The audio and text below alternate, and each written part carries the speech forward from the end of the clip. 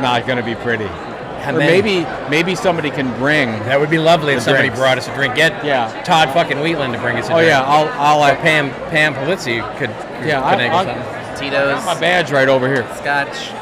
Lisa, you just tell us when we can go.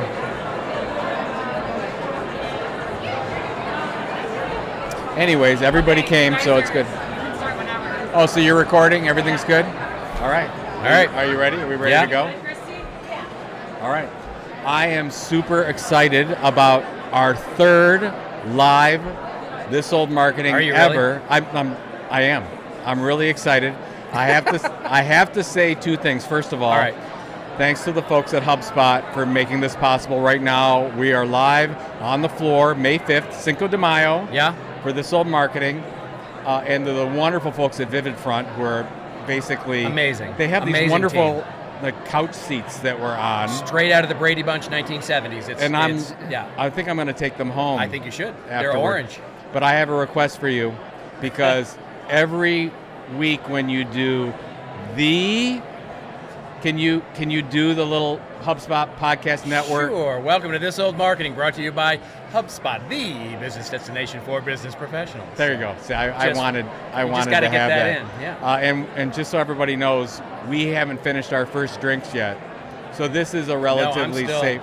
I'm still here. You just so it's the evening on a Sunday. You just took a direct flight. You just came in here. How was your flight? My flight in was fantastic. I'm especially enjoying the balmy swamp-like connection, of this beautiful hotel.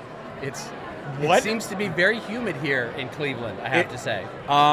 So this is what happened. Okay. It was a lot of goodness, but it is a little bit humid because both the Cleveland Guardians baseball team and the Cleveland Cavaliers that won Game 7 of the first round. I see. And there's more people in a square mile radius of this location than we normally have. And honestly, the HVAC systems can't keep up with that. Does that make sense to you? No, it really doesn't. But it seems like that would be a normal Sunday. But I'm going to just go. I'm going to roll with it. I'm going to roll with it because it is Cleveland. And I'm assuming that explains this ridiculous hat that you have on right now. I'm wearing a ridiculous Cleveland Cavaliers hat because I'm very excited they won. I was busy doing things, like working today. You were on a flight. I was working. But while I was working, I found out that they won. So I was very excited about this. Congratulations. Yeah. So, our sports teams are, like the Lakers, are they even playing right now? I don't think so. I think they're out of it. Yeah, I think they are. I team, think they've been out of it since Game 3 or 4. Our team is still in it. Yeah. So there's that. Anyways, so we're going to keep this tight. Yeah, it's a tight show. It's always a tight show here that we run. And somebody will bring us drinks in 10 minutes. Hopefully. Oh, really? Really? 10? I have a feeling that somebody will come by magically with drinks. I'm all down for that. What are you drinking? I'm drinking tequila. So they have a special drink here at the CEX floor. It's a classic margarita. And I said, I'd like the classic margarita, but please hold the triple sec, please hold the ice, and please hold everything that's not tequila. And the bartender was very accommodating for me. Wow. Yeah. That's an interesting margarita. It is an interesting margarita. Yeah. What I will also say is and compliment you on the tequila that you selected. What was it? It's Montezuma. Oh. Which is not awful. It's not great, but it's not awful. Remind me, because I'm not a tequila expert like you are. What's the worst of the worst? Like, they're not going to be a sponsor of our show. That's Cuervo. Okay, yeah. that's what I thought. Right. Yeah. But I didn't know. This show brought to you by Cuervo. But it's not Don Julio. Don Julio could be good. Don Julio's lovely. Don Julio's lovely for a big commercial brand. It's lovely. All right. Yeah. Good. Okay. So hopefully those will miraculously appear. But anyways, it's good to see you in person. Good to see you. We don't normally do this. I'm looking forward to the next 3 days here. Just fantastic stuff. I already heard some of the workshops were amazing. Workshops were great today. Tomorrow is the opening, and on Tuesday we've got Justin Welsh and then BJ Novak closing up. It's going to be great. Yeah. We've got 400 plus people here. They're wonderful people, and one of those wonderful people. Did I say that right? Well, segue. Yeah, no. It doesn't matter. It It doesn't matter. Nobody's going to listen to this. It doesn't matter. That's right. Except Philip thinks they will. Yeah. And that's so. But he does a lot of camera work, and he's interviewed a lot, but not on a show like this. He's interviewed on proper shows. Yeah, on real He's on real actual shows. television and actual. Yeah, and like I've seen real it. He's really good on journalistically bound shows. Not a couple of chuckleheads with a tequila in their hand. Right. He honestly thought twice about going on this one, and I was a little bit surprised, to tell you the truth. Yes, I know. So, Philip Hernandez, we want to welcome you to the podcast. Yes. Before we get started, first of all, thank you so much for being here. This is your third CEX event. Yes, so it is. thank you for support. Really? It is. Yeah, every year. And back in the day, CMI, and remember when we did the book signing? Of course, yeah. And I still have it preserved. I got another copy, a different copy to read, of course. I had to make sure my signed copy was preserved. Very nice. Now, we should say that it was all on the up and up the way you were selected. You did not have any favored nation status or anything like that. No, it was completely random. That's right. It was completely random. And we had people like use the coupon code and all that good stuff. Yeah. And Philip immediately went to the top of the list. I don't know how that happened. But what I'd like to do, you create... you've been in the content industry for a long time. You do a lot of different things. But in 30 seconds, give us the overview when somebody says, what do you do? How would you answer that question? Yeah. What is your story, man? Tell it well. I think sometimes it depends on what room I'm in. Yeah.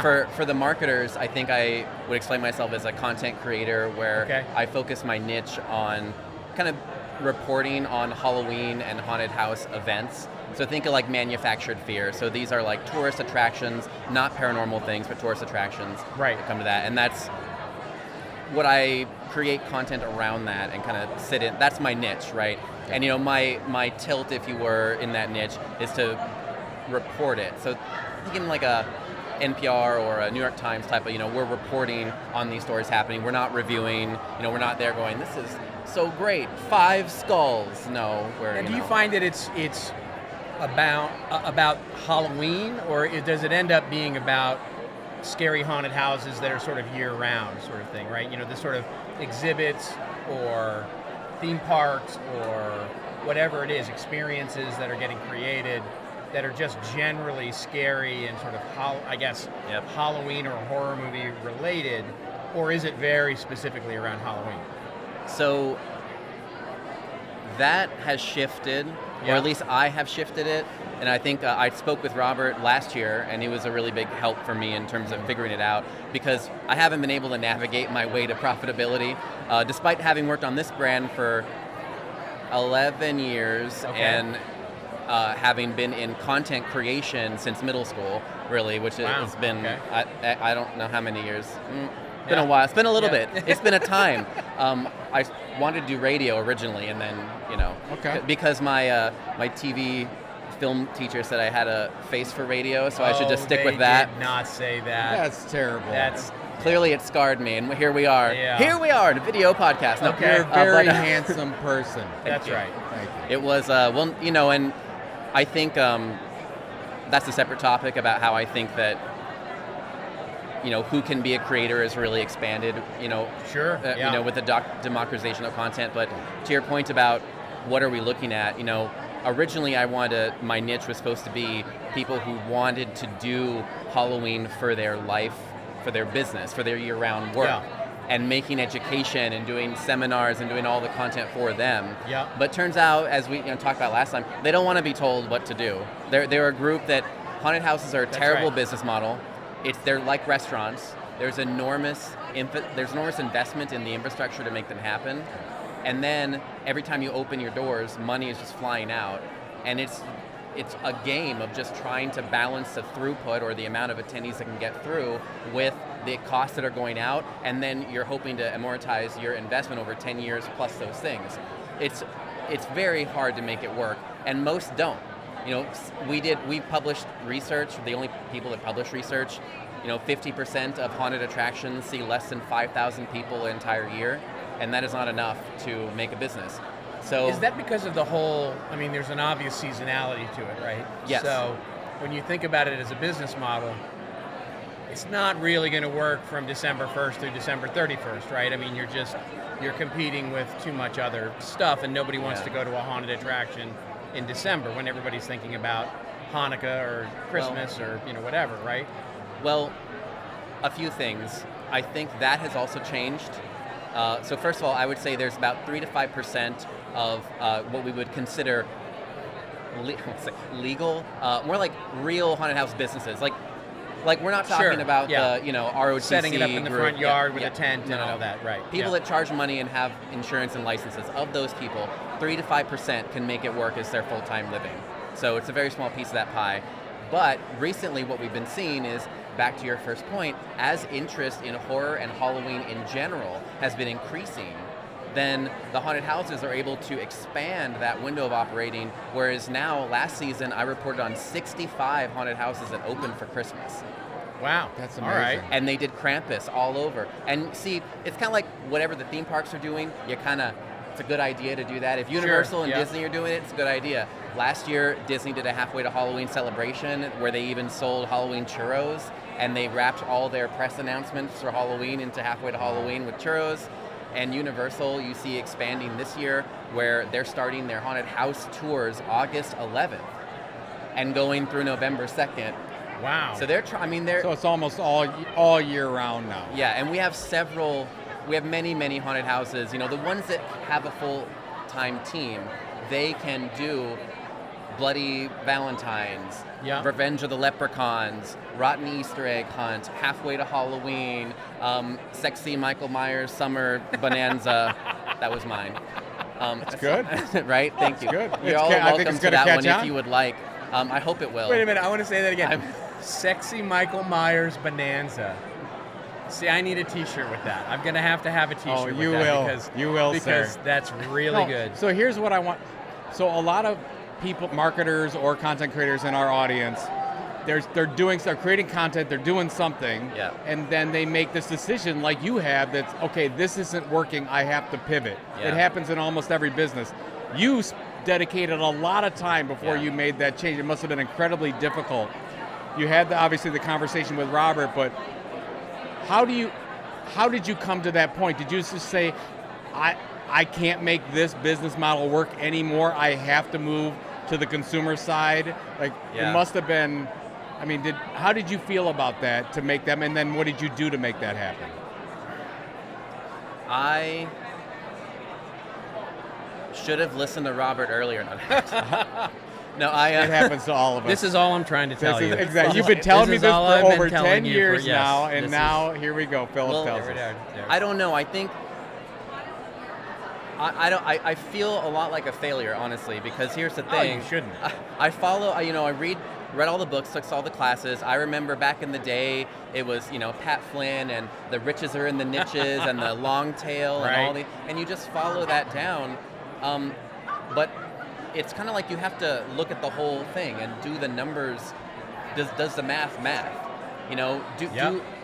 Is there enough employment in your niche or what you're trying to target? Do they have budgets to buy the thing that you would eventually try and... It's like you have to have the whole thing figured out almost before you jump into it, which, is a lot. But in terms of how I feel like I tried to follow all those, but I missed some of those key steps. The key step of planning out the business model and do they have the money?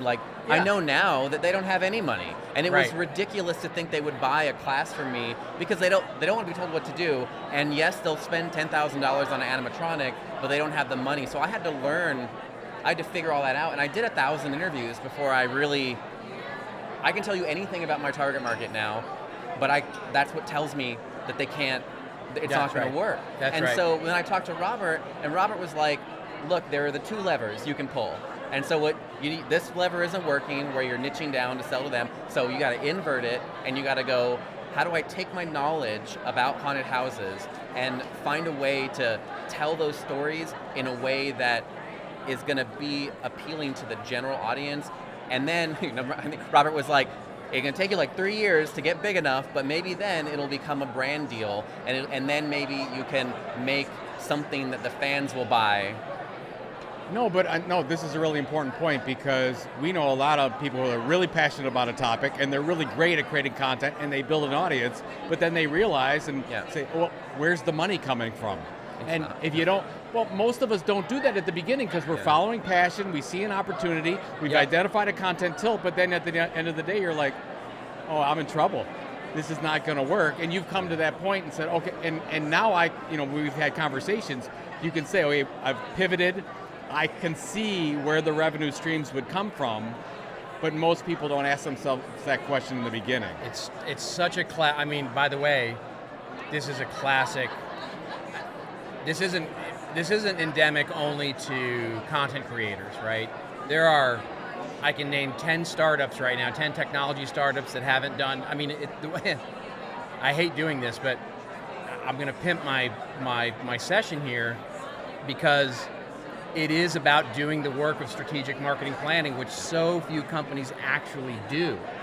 To know their total addressable market, to know where the market is, and can they, and you know, the funny thing is that you've realized it sort of in hindsight, but the fact that you've even realized it is such a huge step forward. And you know, it reminds me very much of way back in the day. Do you remember welding.com? Sure. So I learned about this from Craig Coffey, right? Where when I was working with the Lincoln Electric. That was Miller Electric. I think they did welding.com, right? No, it was or weld.com. Maybe it was weld.com. Okay. Anyway, it was a startup, and they ended up figuring out that they couldn't make any money by basically talking about products and talking about reviewing things and blah. You know, there was just no money there for those people who didn't want to be told what to do. Welders don't want to be told what to do. The whole thing. Yeah. But what they realized was they developed enough trust with their audience that they could start white labeling products. They could sell welding torches. They could sell masks. They could sell and literally compete with Lincoln Electric or the other ones by basically creating trust through a brand and content. And actually, that was their revenue stream. And it's a really interesting. I know it's not the same corollary, but it's a really interesting lesson to learn. Yeah. So I actually have considered that. You know, we could. I have full faith that, you know, I think we are trusted and known enough that we could develop that. It would be a little awkward, you know, do the whole analysis and all that, but I think we could do that. I think, though, the other thing about the trust you mentioned is, like, you know, I don't mean to be like, as I've often talked about in therapy through my content journey, which I recommend everyone get if they're going to do this. I'm just telling you now. You know, I need to take a step back and recognize how far you've come, and you wouldn't be here if you didn't start there. That's right. That's exactly right. I needed to learn, and you know what? They say this. I took this in my marketing classes, and I hear all of you say it all the time, but I feel like it doesn't sink in. You need to know everything about your target market. Everything about them. You need to know them better than you know your family and your best friends. And once you do that, then you will know, is this going to work, is this not? And like, I think the smarter way to do it is what you're saying, is to, like we all say, do the research up front. And the thing is, people ask me, just like when I used to teach English way back in the day, right? You know, how long does the essay need to be?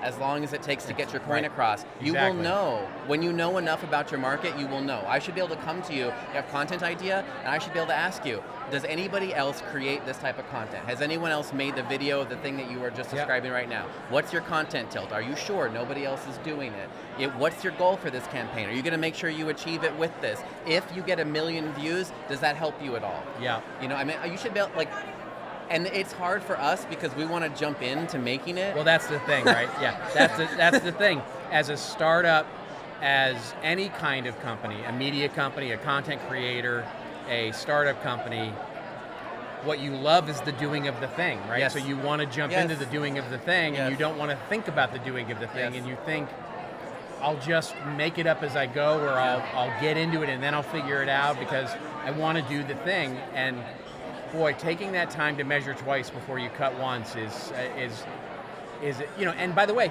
you're never done, right? I mean, to your point, knowing your target market, knowing your persona, you're never done. It's a process, right? Yeah. So in my session, I talk about how devoting 6 to 10% of your time developing your marketing planning, not a marketing plan, not a document, but you're looking at the market, looking at the conditions, looking at the political environment, looking at the socioeconomic environment, looking at the technological environment. I mean, this is one of the things that you do so well, which is you actually devote time to thinking through what's going on in the world and how it's affecting your business.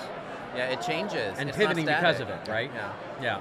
It's not static. That's the thing. I think it's always changing. Like just to what we said earlier, the calculate. People come to me now all the time. I get emails from high schoolers and from college kids that want to open a haunted house, right? All the time.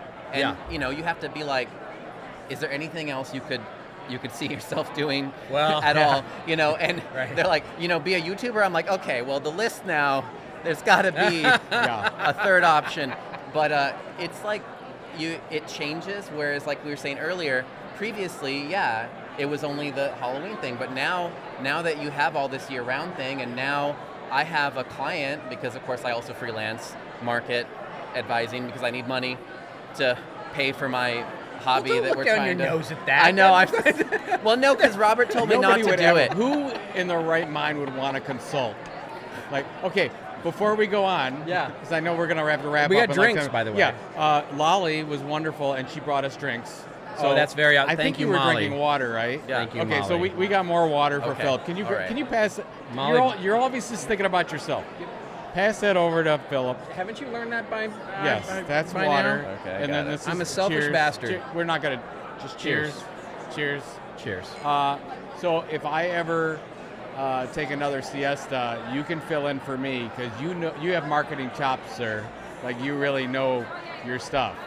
You can identify where you're going wrong, so you can pivot. It's really, really important. Which is 9/10 of the you're battle. asking the right questions, and I feel really good about what you're going to do in the future. So let's leave Philip on a positive note here. Okay. Like so you've heard you know a lot about his business because you talked about this. I do. So and I'm an admirer of his business. So in keeping everyone and all our listeners in mind with what they're struggling with, what's the next steps? I mean, we're here at this conference. Philip, you're networking and you're maybe collaborating with some people that are here. We got a lot of travel people here, not in your area, but sort of in your area. What would you recommend, Robert, that Philip does next? Hire me? No, what? Sorry. What? Sorry. I feel a little consulting thing going on here. Yeah, it's good stuff. It's good stuff. Here, look, I think, at the risk of, again, sort of promoting my own content here.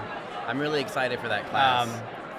The key is recognizing, and you have this is a past tense for you, but it's a present tense for many, which is to recognize that your product or your content, if you're a content creator, is not your marketing. And that's a hard thing to do because, as we were just talking about, you love the doing of the thing. I love creating content about whatever it is, about financial services, or I love creating content about, golf, or I love creating content about whatever it is, whatever your topic is. And it can get very easy to conflate that with your marketing, with knowing your market, knowing your audience, knowing how to serve and persuade and monetize that audience, which is it's marketing. It's knowing and loving marketing. And what I've learned over the years is that there are very few people like Philip who, A, respond to it, and B, will actually do it, right? And I'll give you an example of this. I've just been talking with small law firms, solopreneur law firms. Marketing is the last thing these people want to do. They don't like it. They don't enjoy it.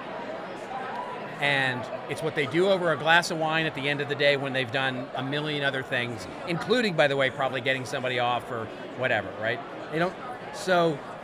But the challenge is you have to do it.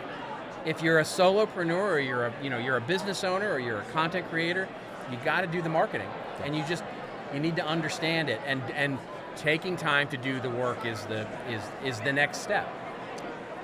Oh, you don't have to raise your hand. You're part of this. Yeah. I know it's wildly presumptuous of me, but I do want to add something. If anyone's considering thinking about the content journey and getting into it, from my perspective. Are you going to put a call to action in? Well, you can always reach out to me and ask me anything. It is. Ask me what it's like to. Ladies and gentlemen, call Philip Hernandez. Yeah. He can be reached at HauntedAttractionNetwork.com or on Instagram at Haunted_attractions, or just search my name because I'm verified and I'll pop up. Yeah. But what I was going to say is I think I 100% that, plus that 100 times, understanding the research and doing that. I also something that Robert has said that really resonated with me later is the function over form concept. Here's the thing. Yeah. You know what? Content creation, because it's an entrepreneur, and that's why you got pivoted to call it entrepreneurship. Being an entrepreneur is difficult and it's risky. And if you are risk averse, like, do not do it. And think about what is it you like about it. Like, you know what? If you really just like editing content or making YouTube videos, doing this, doing that, can you do that for other people? Yeah. And do you have to, I'm all like sitting here like, do you have to do it? Please do something else. I mean, just, think really about like what Robert always says, like, what is the thing itself? And if you can become an expert in that thing, then you can just do that for other people, or you could work at a firm and do that. I mean, you know what? Health insurance is great. And I have a lot of people that make their full-time living off of YouTube. And you know what it's like to have to drive everywhere because you can't afford to fly, to live on people's couches like they come and visit on mine, and to wonder every time you walk into a room if you're going to make enough views to make it worth it. Do you want that? I'm just sorry. No. You're welcome. No, it's fantastic. He wanted a positive note. I'm sorry. No, it really is important though. If you can't take uncertainty, content entrepreneurship is not for you, because there's a whole lot of it every day, and you second guess yourself all the time. Even when you've made many successes, you second guess yourself. So I think that what you're saying is valid. It's like I say all the time to people, you have to ask yourself, what do you want? Control or predictability? If you want control, fantastic. Be a content entrepreneur, be an entrepreneur, start a new business. You will have all the control in the world. It will be all you. Yeah. And if you want predictability, go get a job. Yeah. Because the time horizon, now you can't predict infinitely into the future, right? You don't know that you're not going to get fired or laid off or whatever, but the time horizon of predictability with getting a job is, and there's no wrong choice. It's got to be right for you, right? Yeah, you shouldn't feel bad. That's the thing. It's like, I agree with that. I think a lot of people that you get in, it's a sunk cost fallacy. You get into it, you're like, oh, but I spent so long learning how to edit YouTube videos, and then what was it all for if it wasn't? I mean, you know what? Like, your mental health is important too. 100%. And it's okay to have explored it and then be like, I'm going to do this. That's right. Well, that's why when you set your goals, you have financial goals, career goals, but you have family goals and spiritual goals and mental goals, and those are just as important as all the. And you've got to weigh that to make sure you want to make this big. And decision. it's okay if it's an avocation as well, right? It can be, whether your side hustle or your passion that you do on the side. I know a lot of people who have big jobs at big companies who on the weekends or during their off time are also content creators and also make money, but they don't have to make very much because they work so that they can do the thing, right? Exactly. Those are the people that make haunted houses, by the way. Yeah, right. There you go. Yeah. Because you don't have to worry about the finances. And the same, I mean, you talked about restaurants before. Yep. My parents owned a restaurant. Yep. So you do it because you love it, because you're not making any money, right? And you do it for 7 years, which is what they did, and then you go out of business. And what's that? How many Galloway fail? says. Galloway says the hotel business, where he says you have to be the third owner of a hotel. The third one to make money. The third one to make money. That's so good. I love that. Philip, thank you so much for being. We're going to put all your links and everything in the show notes so people can get. You expect 0 leads from the show. And I want to share this too, because right before we came on air here, you were talking with a couple people about haunted houses, experiences, fear, whatever. You clearly know your stuff. You're clearly one of the leading experts in the world. And it sounds like maybe you're getting closer to that point where you'll get that business model figured out. I think you never know. That's the summary of what we're talking about, right? Yeah. You never know. It could happen. I didn't know last season about going on live TV. You never. Anything is possible. You have to just be ready constantly. Yep. And then you just keep doing the work. Like Scotch, you're always like Scotch and working Scotch and working. I mean, like, that's the thing. You just got to heads down and do the work, and then hope that it'll get there. Exactly. I love it. So, thank you so much, Philip. Thank you to our listeners. Thank you again to HubSpot Podcast Network. Absolutely. And our friends at Divot Front for putting this whole thing on. And you're going to close us out, because normally I back out of a regular podcast and then you close us out. So I will now back out, and you will close us out with. Well, I'll just say thanks to all of you for joining. We hope that it sounds good. We hope that it looks good. Big thanks to these folks for getting us even slightly half the way there, because their stuff is so amazing. So check them out as well. We'll put links to them in the show notes. We will see you with a regular show coming up on our regular schedule. This is going to be a bonus episode, so you'll get all of that as well. But we have a regular show coming up, and until we see you next week, remember, it's your story to tell. Tell it well. We'll see you next time on This Old Marketing. Awesome. Yeah. Yay. Thank you. Thank nice you. job. Thank you, man.